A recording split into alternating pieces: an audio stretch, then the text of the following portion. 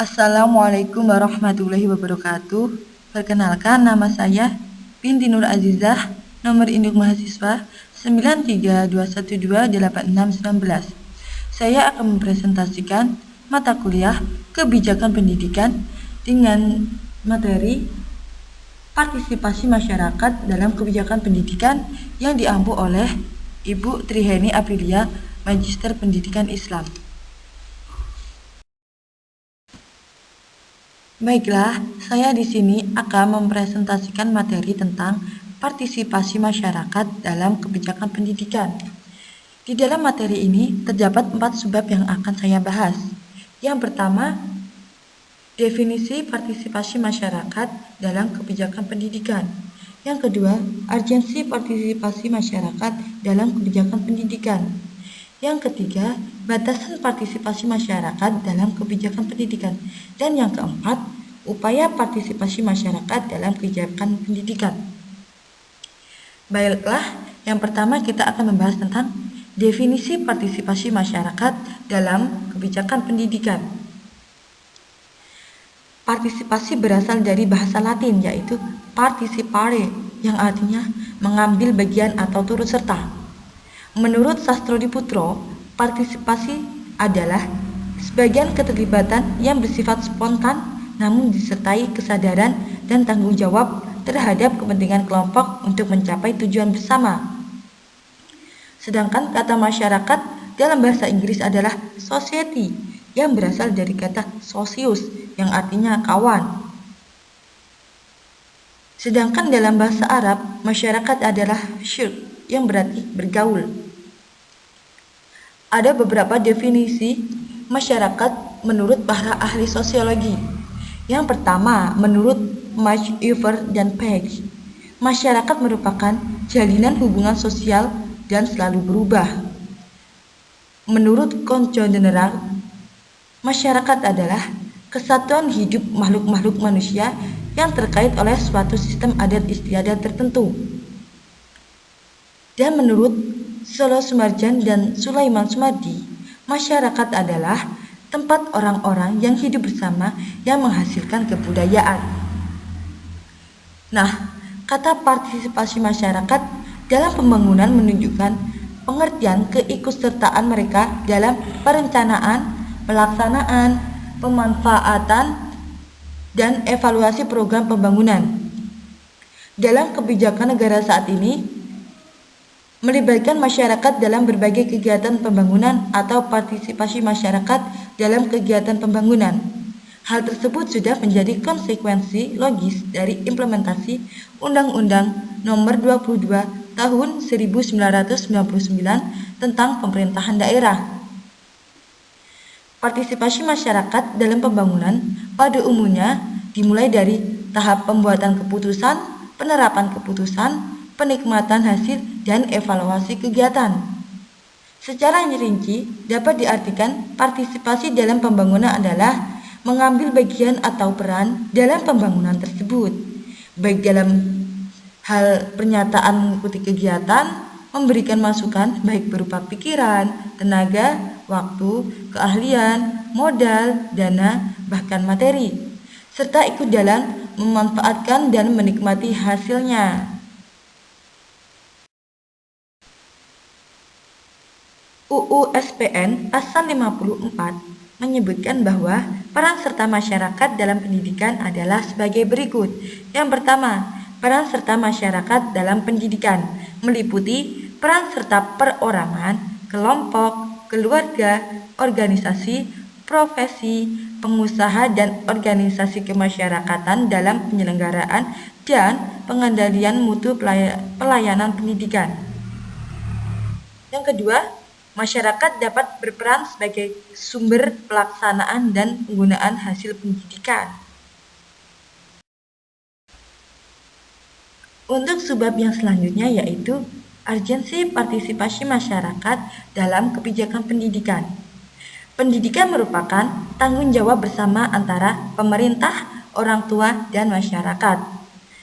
Pada saat anak diserahkan ke sebuah sekolahan dengan harapan anak tersebut mendapatkan pelayanan pendidikan bagi pertumbuhan dan perkembangan mereka, Sekolah diharapkan menyediakan dan memberikan layanan yang terbaik untuk peserta didiknya.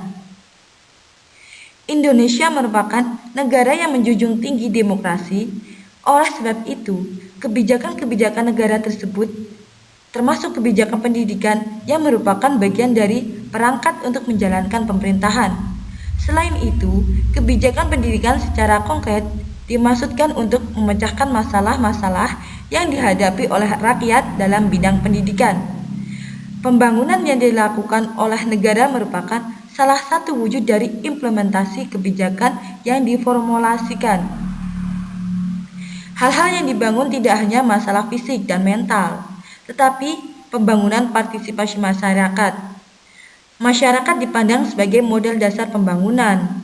Apabila digalakkan akan memberikan sumbangan terhadap pembangunan, dengan demikian keikutsertaan masyarakat dalam pelaksanaan kebijakan tidak hanya dipandang sebagai loyalitas rakyat atas pemerintahannya, tetapi juga dianggap oleh masyarakat sebagai memilikinya. Dengan adanya perasaan tersebut terhadap kebijakan pendidikan, masyarakat akan semakin banyak memberikan sumbangan dalam pelaksanaan kebijakan pendidikan. Sebab yang selanjutnya yaitu batasan partisipasi masyarakat dalam kebijakan pendidikan. Partisipasi adalah suatu terma yang menunjukkan adanya keikutsertaan dalam suatu kegiatan. Dalam sistem pendidikan yang top-down, partisipasi masyarakat dalam kebijakan yang dibuat dan diimplementasikan tidak begitu dipermasalahkan. Akan tetapi, pada sistem pemerintahan yang bottom-up, tingkat partisipasi masyarakat dalam implementasi kebijakan dapat dijadikan sebagai indeks sukses atau tidaknya suatu kebijakan. Muhajirin menggolongkan partisipasi masyarakat dalam dua tipologi, yaitu partisipasi kuantitatif dan partisipasi kualitatif. Partisipasi kuantitatif menunjukkan pada frekuensi keikutsertaan terhadap implementasi kebijakan. Sedangkan partisipasi kualitatif menunjukkan pada tingkat dan derajatnya. Menurut Miftah Toha, menggolongkan partisipasi masyarakat sebagai berikut.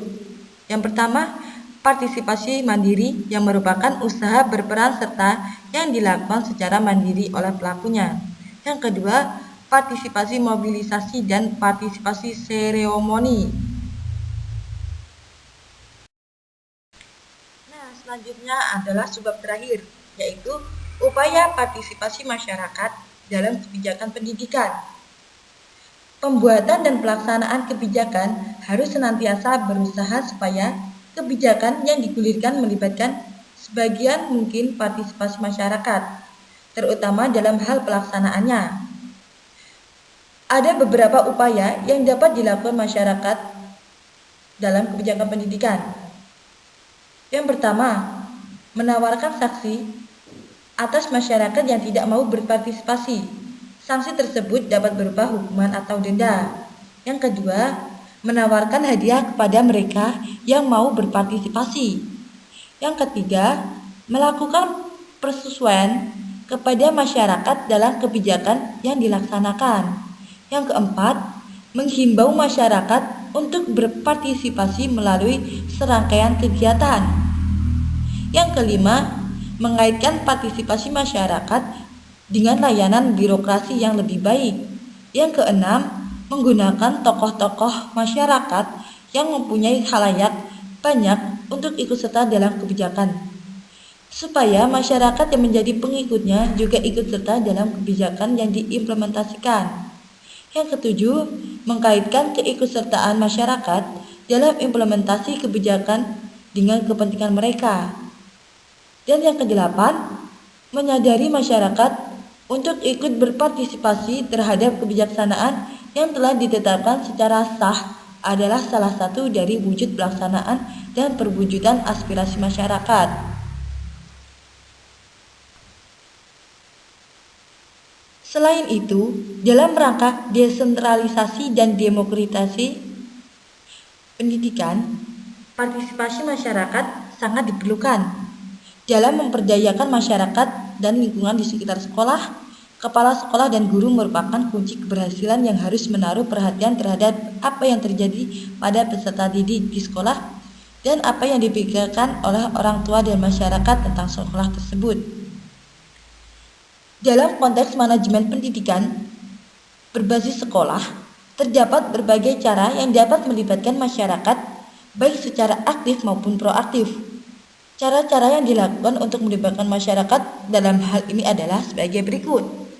Yang pertama, menghimpun masyarakat yang peduli dengan pendidikan melalui komite sekolah. Yang kedua, memilih dan menentukan anggota komite sekolah yang memiliki pandangan yang luas tentang pendidikan. Yang ketiga, menjadikan komite sekolah sebagai tempat masyarakat berhimpun, memberikan masukan dan bantuan baik yang bersifat material atau apa saja yang memungkinkan semakin efektifnya manajemen sekolah dalam mencapai tujuan pendidikan. Yang keempat, setiap keputusan yang diambil manajemen sekolah dalam konteks perlibatan masyarakat yang dilakukan secara bersama-sama dengan pengurus komite sekolah. Dan yang kelima, memberikan kesempatan pada komite sekolah untuk mencari dana, mitra, dan berbagai kepentingan sekolah. Dari materi partisipasi masyarakat dalam kebijakan pendidikan dapat diambil kesimpulan, partisipasi masyarakat dalam pembangunan pada umumnya dimulai dari tahap pembuatan keputusan, penerapan keputusan, penikmatan hasil dan evaluasi kegiatan. Secara rinci dapat diartikan partisipasi dalam pembangunan adalah mengambil bagian atau peran dalam pembangunan tersebut, baik dalam hal pernyataan mengikuti kegiatan, memberikan masukan, baik berupa pikiran, tenaga, waktu, keahlian, modal, dana, atau bahkan materi, serta ikut dalam memanfaatkan dan menikmati hasilnya. Dengan demikian, dapat disadari bahwa partisipasi masyarakat bagi keberhasilan kebijakan pendidikan menduduki posisi yang strategis, karena masyarakat dan pada dasarnya merupakan stakeholders pendidikan yang paling utama. Dengan demikian, sangatlah tepat jika masyarakat mendapatkan kesempatan yang seluas-luasnya dalam pengambilan keputusan untuk berbagai persoalan yang penting dalam proses pendidikan. Atas dasar pengertian tersebut, maka otonomi pendidikan pada dasarnya memungkinkan terciptanya keyakinan bahwa pendidikan itu dari, oleh, dan untuk masyarakat. Sekian presentasi dari saya, kurang dan lebihnya saya mohon maaf. Saya akhiri. Wassalamualaikum warahmatullahi wabarakatuh.